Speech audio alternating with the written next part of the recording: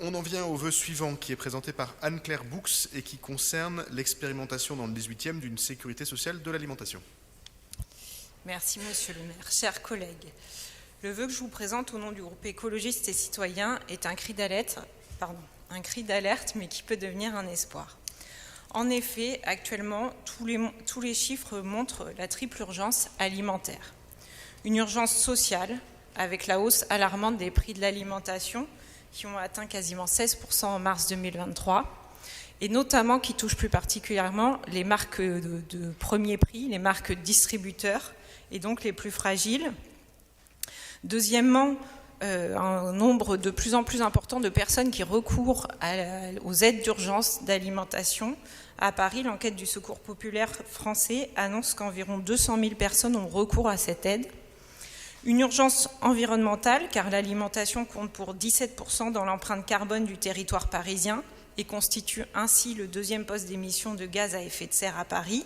Et une urgence en termes de santé, 40% des décès sont liés à des maladies chroniques, dont les maladies cardiovasculaires, le cancer et le diabète, d'après l'ANSES dans un rapport de 2017. Mais c'est aussi, là encore, les plus précaires, puisque nous constatons à Paris un taux d'obésité de plus du double de la moyenne dans les quartiers populaires.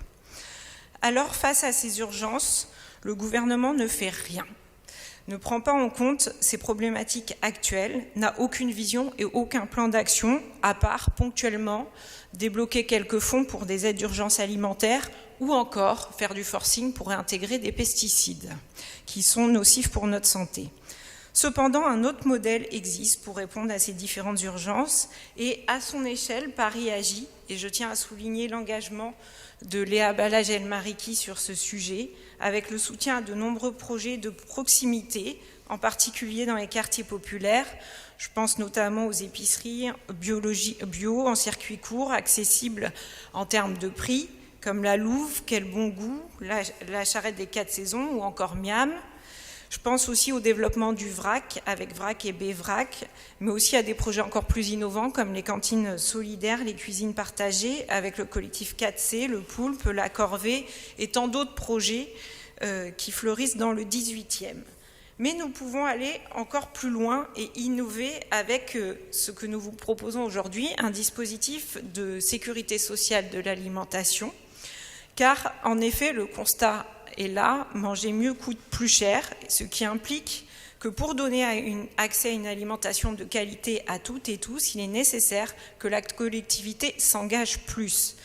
La sécurité sociale de l'alimentation est un dispositif, bien entendu, comme son nom l'indique, inspiré de la sécurité sociale et de l'assurance maladie, et qui permet de lutter contre les inégalités de l'accès à l'alimentation. Je tiens d'ailleurs à souligner la réflexion déjà engagée par un collectif d'habitants et d'habitantes et l'association VRAC à Charles-Hermite. C'est une initiative qui, si nous adoptons ce vœu, nous pourrions soutenir dans le 18e. Comme vous l'avez compris, ce dispositif répond à cette triple urgence, l'urgence sociale, environnementale et en termes de santé. Donc je vous invite, chers collègues, à voter ce vœu. Je vous remercie. Merci beaucoup. La parole est à Léa Balage-Elmariki. Bonsoir, merci beaucoup, chère Anne-Claire, pour ce vœu. Peut-être quelques explications et un repère historique pour celles et ceux qui se demanderaient ce que pourrait faire venir le mot alimentation accolé au mot sécurité sociale. En réalité, ce vœu que vous proposez, c'est un peu comme les coopératives qui préexistaient à la sécurité sociale, qui est un acquis du Conseil national de la résistance, qui j'espère résistera jusqu'à 2027 au moins. Et donc ces coopératives qui existaient depuis 1818 et qui ont 1870 et qui ont permis de préfigurer ce qu'allait devenir la sécurité sociale. Cette expérimentation pourrait donc préfigurer ce que pourrait devenir une sécurité sociale de l'alimentation. En parlant de préfiguration qui ont désormais des impacts au niveau national. On peut penser par exemple à la préfiguration des territoires zéro chômeur qui ont été portés à bout de bras par des collectivités, par ATD Quart Monde et d'autres organisations. Et donc là, cette préfiguration, elle ne sort pas de rien, elle ne sort pas de nulle part, elle sort d'un travail de chercheuses et chercheurs, mais également d'un travail qui est déjà engagé dans plusieurs collectivités territoriales. Et donc si Paris a un peu de retard, peut-être nous pourrions le rattraper ce soir dans le 18e arrondissement, et je sais que d'autres arrondissements ont déjà adopté un vœu similaire.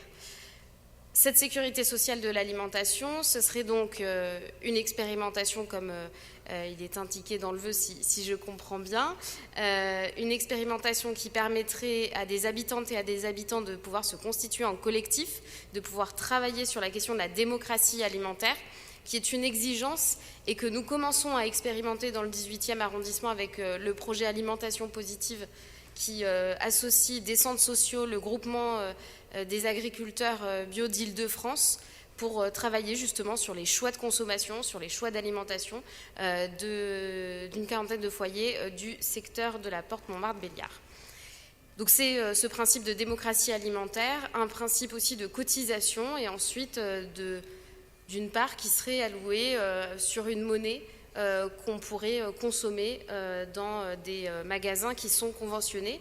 Nous avons la chance, c'est une manière et c'est une opportunité aussi de soutenir les acteurs de l'alimentation durable qui, dans le 18e et partout ailleurs à Paris, connaissent des difficultés structurelles en termes de baisse de fréquentation, mais aussi d'augmentation des coûts de logistique notamment, même si le bio a augmenté beaucoup moins que le secteur conventionnel, puisqu'il n'est pas soumis aux intrants chimiques azotés qui dépendaient des importations de la Russie.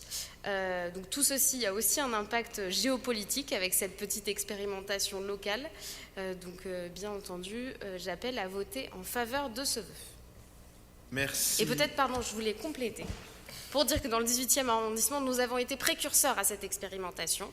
Notamment via la Caisse des écoles du 18e arrondissement, et je regarde mon collègue Gérald Briand, qui, voilà, nous avons préfiguré la préfiguration, puisque lorsque des foyers qui avaient des enfants qui mangeaient dans les cantines du 18e connaissaient des difficultés particulières, nous avons aussi su les soutenir via la Caisse des écoles du 18e arrondissement.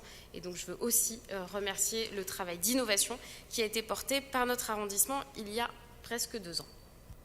Merci beaucoup. Donc, vous l'aurez compris, on appelle à voter pour. Est-ce qu'il y a des explications de vote? Donc, j'ai vu Gérald Briand. Est-ce qu'il y a d'autres explications de vote? Je n'en vois pas. Gérald. Oui, donc c'est évidemment une proposition qu'il faut voter. Moi, je suis attaché d'abord à redire qu'en termes d'alimentation, et notamment sur Paris, parce que là, pour parler de Paris, on fait vraiment énormément d'efforts. J'ai eu l'occasion de faire un colloque où on a présenté la réforme que l'on faisait dans le 18e arrondissement. C'était avec Lille et Nantes, je crois. Nous, le premier tarif, il est à 13 centimes, tarif 1. Lille, c'est 50 centimes et Nantes, c'était 80 centimes. Donc c'est pour vous dire à quel point l'effort est très important et la sécurité sociale, elle passe aussi par là, c'est-à-dire par la question de la restauration scolaire et il faut absolument défendre ça parce que c'est vraiment un acquis et qui fait que Paris ne bégote pas, je veux dire, en termes d'alimentation pour ces Parisiens et puis qu'on espère qu'on va, avec la réforme évidemment, augmenter en qualité. Et juste pour dire que c'est très important, ces discussions, ces expérimentations sur la question d'une sécurité sociale de l'alimentaire, il y a des réseaux qui se forment un peu partout.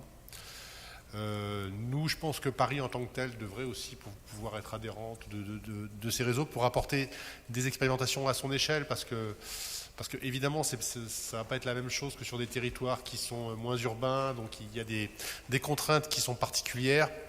Il y a d'autres choses à imaginer, à regarder, donc on ne peut pas appliquer le modèle qui se fait à Paris sur un autre département qui va être plus rural, où il y a évidemment la question de l'agriculture qui est plus présente. Donc du coup, mais on a besoin, nous, de se nourrir de ça et d'avoir des allers-retours. Donc moi, je suis favorable aussi qu'au niveau du Conseil de Paris, on regarde aussi si on ne peut pas essayer de travailler cette dimension-là. Et puis, je pense qu'il faut être très curieux vis-à-vis de ça, très, très ouvert.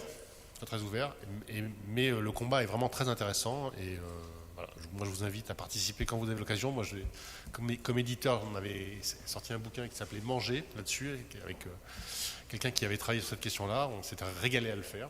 Donc voilà, donc c'est des choses qui sont véritablement très passionnantes. Merci beaucoup, et effectivement il faut croire aussi en ces expérimentations. Moi je me rappelle, Afaf Gabellotto doit s'en rappeler aussi, et Frédéric Badina-Serpette, comment on nous regardait quand on a porté le projet de la Louve dans le 18e, à quel point il avait fallu convaincre le conseil d'arrondissement, le conseil de Paris et le bailleur d'accepter ce nouveau modèle, sans aller jusqu'à New York pour aller voir, mais quand même. Et à chaque fois qu'on a lancé, ou avec Yann Brossa, quand on a lancé l'expérimentation du vrac à Charles-Hermite, qui aurait pu croire la réussite de ce projet quand même, à la réussite de ce projet, quand on s'est mis à faire du bio et du vrac dans un local par habitat de Charles-Hermite, c'était pas gagné. Et donc c'est ce qui commence comme une expérimentation finit quand même souvent comme un succès. Et le fait de le tester dans le 18e, qui recouvre une aussi large palette de situations sociales, est souvent une garantie aussi de réussite, puisque depuis le 18e, on a accès à tout type de clientèle aussi, tout type de sociologie. Et donc moi, je crois beaucoup à ce projet. Merci beaucoup à Anne-Claire, à Léa et à Gérald de se mobiliser sur cette question. Et donc, je vais mettre aux voix le vœu déposé par le groupe des élus écologistes et présenté par Anne-Claire, qui est pour... Qui est contre, qui s'abstient, il est adopté.